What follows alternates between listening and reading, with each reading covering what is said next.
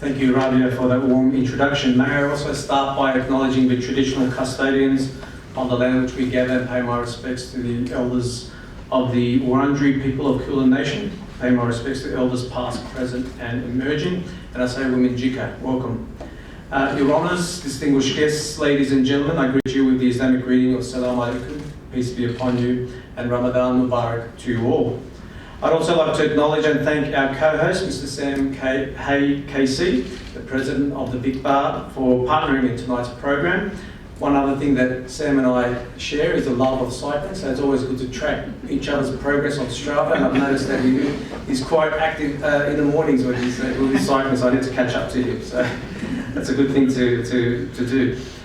We also appreciate the Vic Bar as an organisation's commitment to raising awareness of the diverse community that we live in and the support of events like this, which helps promote these cross-cultural awareness and understanding.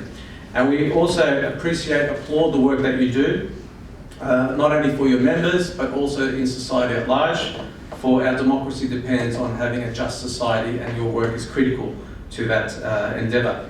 I'd also, like others, like to acknowledge the judges in the room and thank them for their ongoing support to these sort of programs. So Judge Gaynor, Judge Robertson and Judge Sikaris, thank you very much for your ongoing support and for helping champion these sort of events within the community.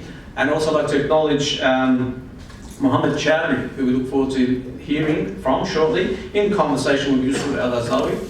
And they'll be sharing their insights about intercultural encounters and dialogue. And of course, Rabia, thank you for emceeing tonight's Iftar dinner. Ramadan offers a broad set of meanings to the practitioner. Improving patience, resilience, empathy, and compassion are a few that come to mind. It is a time to purify the mind, body, and soul, and the long period of fasting helps Muslims to focus on their core purpose of existence, being a dutiful servant towards their Creator, but also towards their fellow human beings. Service to others may take many forms.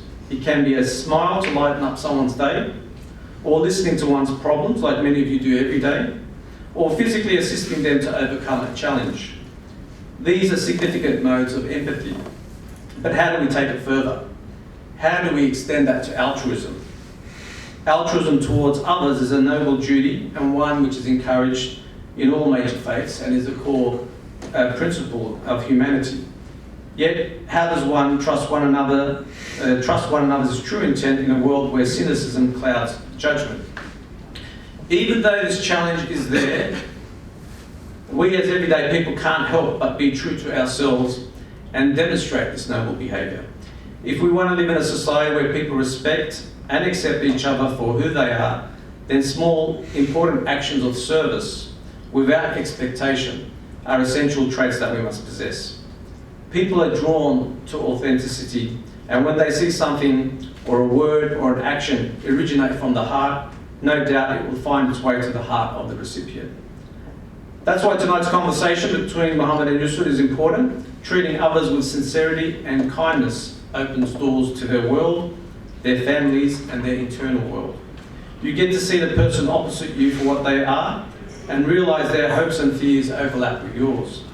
They want the same future for their families as you do, to have their rightful place in society and their dignity respected. Rumi says, be grateful for whoever comes your way, because each has been sent as a guide from beyond. As Muslims, we believe in a divine will and purpose. Sometimes the words uttered your way is what your soul was yearning to hear. Who knows? Maybe those words or that person's altruistic act could make a difference in our own life. Ramadan is a time for reflection, and these are some of the thoughts that I've been thinking about. And I'd like to again say thank you for your attendance tonight and appreciate the good camaraderie that we have here, and hope you'll be able to have good conversations with people on your tables and also with others that you meet tonight. So thank you again, and Ramadan Mubarak to you all.